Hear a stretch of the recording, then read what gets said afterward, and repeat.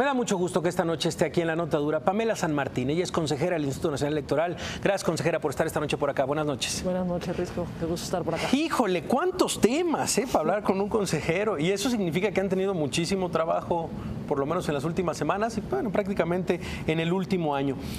Pues platícanos un poco, ¿en qué va Coahuila? Se lo pregunta la gente. Meses después sigue la elección en el aire. ¿Cómo se explica? A ver, en Coahuila ahorita está pendiente que el tribunal resuelva, digamos, dos impugnaciones relevantes. Por un lado, la última queja que resolvimos en el Consejo General del Instituto Nacional Electoral, que fue, nosotros la llamamos la queja 141, es relacionada con algunos gastos de producción de videos en Facebook que no fueron reportados por el entonces candidato de la coalición encabezada por el PRI. Se consideró gasto no reportado, entonces se suma a los topes de gastos de campaña. Esto nos lleva al rebase de topes de gastos de campaña. Primero, el tribunal tiene que resolver si confirma o no confirma la decisión que tomamos, precisamente porque fue impugnada por el Partido Revolucionario Institucional, por el entonces candidato, y se debe pronunciar sobre eso el tribunal. Una vez resuelto eso, también tiene que resolver el juicio, digamos, en el que se impugna la validez de la elección. Entre las causas que se hacen valer, pues precisamente es el rebase de topes de gastos de campaña, que a partir de la reforma del 14, si se rebasa el tope más de 5% y la diferencia entre primero y segundo es menos de 5 puntos porcentuales, es causal de anulación de la elección.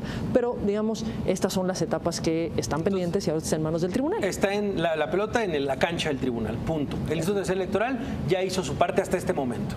Nosotros ya terminamos todas las quejas, todas las resoluciones que teníamos acá en materia de fiscalización. ¿En fechas cómo vamos? ¿Cuándo tiene que resolverlo el tribunal? El 1 de diciembre es la fecha de toma de protesta del nuevo gobernador, entonces se tendría que resolver antes del 1 de diciembre. Pues eso en el tema Coahuila. La verdad es que eres una de las voces más críticas, dentro del Instituto Nacional Electoral. Y la verdad es que te pediría tu reflexión acerca de esto de las candidaturas independientes. Se ha convertido en un viacrucis para los independientes el tema de la recolección de las firmas. Hoy aparece Pedro Ferriz diciendo, pues yo le voy a dar los códigos a todos para que todos se puedan meter a la aplicación y desde... Yo ya pedí permiso en el INE y me dijeron que sí. O sea, ¿esto es verdad? ¿Ya se puede meter cualquiera desde la aplicación si se comparten los códigos? Digo, empezando más como una reflexión general y si quieres caemos en eso. ¿Se equivocaron el Instituto Nacional Electoral? En el tema de la aplicación yo creo que no. A ver, yo empezaría un análisis de las candidaturas independientes en el sentido de cuáles son las reglas que se establecieron en la Constitución, en la ley, para poder obtener una candidatura independiente. Es decir, empecemos por el número de firmas que tienen que recabar. Estamos hablando de que para ser candidato independiente, si vas a la presidencia de la República, tienes que recabar el 1% de la lista nominal de todo el país. Si es senador, el 2%. Si es diputado, el 2% también. De, obviamente, estado, distrito. Pero el detalle no es nada más si hablamos que son el 1% de la lista nominal. Vámonos a presidente. ¿Qué dirías? 866,000 firmas, un poco más. Pues son muchísimas firmas. Pero podemos discutir si son las firmas necesarias para poder aparecer en la boleta electoral. El detalle es que no se queda ahí el requisito. Además de tener 866,000 firmas, estas tienen que estar distribuidas en 17 entidades federativas, el 1% de la lista nominal de 17 entidades federativas. Ahí la pregunta es, ¿cómo por qué? ¿Cuál es la racionalidad de establecer una regla en la que tienes que tener una representación en 17 entidades? Se señala, no, bueno, pues si quieres ser presidente de la República, pues requerirías tener representación. Sí, nomás que hay un detalle. El día de la jornada electoral, si tú ganas y si tú tienes un voto más que el segundo lugar y todos tus votos están en una entidad federativa, ganas. Entonces, ¿por qué tendrías que tener, para poder aparecer en la boleta electoral, una representación territorial? Cosa distinta que con los partidos políticos. Los partidos políticos sí tienen una permanencia en el sistema, entonces hace sentido que tengan que tener representación en un territorio, que tengan que celebrar asambleas, y de hecho, incluso si vemos las cifras, para ser partido político requieres tener el 0.26% de las firmas. Para ser independiente, 1%. El 1%. Entonces, cuando empezamos a ver estos requisitos, pues uno diría, creo que a la luz de cualquiera razonablemente serían requisitos excesivos. Y de hecho se impugnaron estos requisitos ante la Suprema Corte. Se promovió acción de inconstitucionalidad y la Corte dijo que eran requisitos constitucionales, que eran requisitos válidos y proporcionales. Yo, en lo personal, nunca he estado de acuerdo, lo dije desde el 15 cuando se aplicó por primera vez las candidaturas independientes, no me parecen racionales esos requisitos. Sin embargo, esas son las reglas que la Corte validó. Esto empieza a colocar a los independientes en una condición muy compleja. Sí. Muy compleja para poder, digamos, obtener esta calidad de independientes. Ahora, para estas elecciones, que es digamos, la novedad que se estableció, el tema de el uso de la aplicación. En lugar del papel. Entonces, lo que dice Pamela San Martín es que sí, tal vez no estás de acuerdo, lo has dicho, en todo en el proceso, en la manera en la que tienen que conseguir 1%, en 17 estados, en eso no estás de acuerdo, se trató de impugnar, la Suprema Corte dijo así está en la ley, ya se tendrá que reformar la ley si es que hay las intenciones en un futuro. Sin embargo, dice Pamela San Martín, no nos equivocamos con la aplicación. ¿Por qué? A ver, me parece que es importante ver las experiencias que tuvimos cuando se empezaron a recabar firmas en papel. ¿Cuál fue el resultado de recabar firmas en papel? Tenemos un informe rendido sobre las candidaturas independientes en la Asamblea, en el Constituyente de la Ciudad de México. ¿Y qué es lo que tenemos? Un porcentaje altísimo de firmas de personas que están suspendidas de sus derechos, de personas que están muertas, de personas que ya no viven en esa entidad. Es decir, no estabas yendo con las personas físicamente para recabar esta información. Primer paso, entonces, ¿de dónde estaban saliendo los datos personales?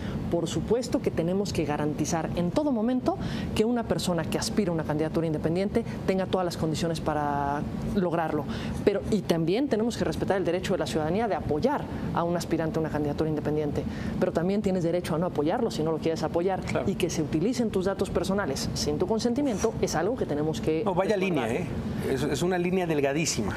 Y por otra parte, también uno de los requisitos de ley es que el que apoya a un candidato independiente, a un aspirante, tiene que presentar copia de la credencial de elector.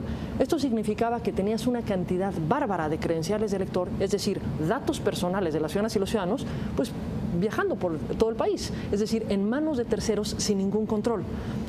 A raíz de estas circunstancias es que se determinó emplear un mecanismo que, uno, mejorara las condiciones también para los aspirantes, pero dos, generara certeza para las ciudadanas y para los ciudadanos. ¿Y México estaba preparado para esto? A ver, ¿no se pudo haber metido un matiz por ahí en el tema de Marichu y en el tema de varios que han dicho, oye, he leído a lugares en donde, bueno, pues la precariedad de la sociedad, por supuesto es imposible, el tema de una aplicación, el tema de que los incluyamos de esa manera? ¿Se hizo algún matiz en ese tema? Desde que se aprobó el uso de la aplicación, se aprobaron excepciones. Y la excepción era en los municipios donde tuviéramos los índices más altos de marginación. Entonces, al no tener acceso a este tipo de tecnologías, lo que se estableció es que en esos municipios se podía, y es municipios vía CONAPO, claro, se podía recabar por medio del papel. Esto fue una de las reglas que se establecieron desde un primer momento. Y aquí creo que hay un dato que es importante tomar en cuenta. Cuando yo te recordaba, la ley dice tienes que entregar copia de la credencial de elector. ¿Cómo recabas copia de la credencial de elector? Pues necesitas tener una fotocopia al lado, una fotocopiadora al lado. No es que el mecanismo tradicional, digamos, no tuviera un uso de una tecnología diversa. Sí. También tenía su propia complicación. Lo que establecimos es un mecanismo que además permite un detalle con estas cifras que te acabo de dar de cuántas firmas tienen que recabar. Nosotros le podemos ir diciendo a los aspirantes a tiempo real cómo van avanzando. Vas avanzando así en este estado, así en este otro. A ver, vemos lo que deberían de tener en este momento los independientes de firmas y vemos lo que tienen. Y perdón, pero yo lo he platicado con varios amigos que son especialistas en tendencias y me dicen complicadísimo que alguien llegue. O sea, de verdad está complicado que alguien llegue a las casi 700,000 firmas, 668,000 firmas. ¿Va a ser un fracaso del Instituto Nacional Electoral? ¿Va a ser un fracaso del modelo democrático que ningún independiente llegue a las firmas? Creo que sí vamos a tener independientes que lleguen en el cargo de diputados. Ya tenemos a quienes incluso han rebasado el umbral en el número de firmas, faltará ver la distribución. Y por ahí va bien Kumamoto también. En senadurías va bien Kumamoto y también Cloutier. Están teniendo un número alto, están por encima del umbral de las que tendrían que tener en este momento. En el caso de la presidencia de la República, pues sí es un número muy alto de firmas. A ver, yo insisto, creo que un primer punto a discutir no es si se está fracasando en la forma en la que se está realizando esto, sino en las propias reglas que se están estableciendo. Es razonable esperar que en 120 días una persona pueda recabar 866,000 firmas en todo el país y además distribuidas en el país. Digamos, eso es algo que resulta razonable para efectos de poder aspirar a ser un candidato independiente. Y mira que no estamos entrando a lo que pasa cuando sí obtienen la candidatura, es decir, las condiciones de competencia. De lo que van a tener, claro. Entonces, no lo digo de una forma no autocríticamente. Creo que sin duda habrán aprendizajes y creo que día a día estamos viendo cómo ir ajustando los mecanismos para generar las mejores condiciones para que los ciudadanos puedan participar apoyando a un aspirante y para que los aspirantes pues, puedan realizar la recabación de firmas. Pero las reglas, digamos, la complejidad está en el mecanismo que se está estableciendo. En las diputaciones se ha podido, en las senadurías se ha podido. O la complejidad está en las reglas que se establecieron. Importante el golpe presupuestal rumbo a 2018 al INE. ¿Qué decir de eso, consejera? A ver, me parece que sí llama mucho la atención un recorte presupuestal. Creo que fuimos la única institución que recibió un recorte presupuestal de esa naturaleza y máxime en el marco de una elección presidencial. Es decir, el presupuesto que se pidió para el año próximo es para organizar una elección presidencial y 30 elecciones locales concurrentes. Ahorita esto pues tendremos que analizarlo. Ya las áreas están revisando pues qué medidas se pueden adoptar. ¿Cómo por qué? Pues revisando qué medidas se pueden adoptar, porque lo que no podemos dejar de hacer es garantizar que se celebren elecciones el año próximo. Interesante la lectura también. Para terminar, vi un video hoy en donde aparecía la consejera sobre lo que se va a discutir el día de mañana en la Suprema Corte de Justicia de la Nación. El tema del presupuesto, el tema de lo que se tiene que dar en comunicación social por parte de los gobiernos a los medios, que se tiene que regular. Un último comentario acerca de lo que se discute mañana en la Suprema Corte. A ver, creo que es un punto muy importante lo que mañana se va a resolver en la primera sala de la Corte.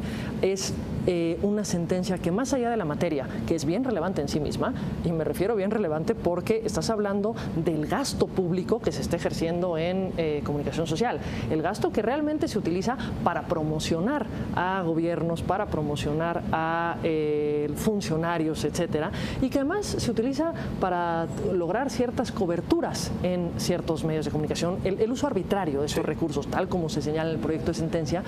Pero creo que lo más relevante de esa sentencia no es la materia, es la forma en la que la Corte lo está abordando, la forma en la que el proyecto lo aborda.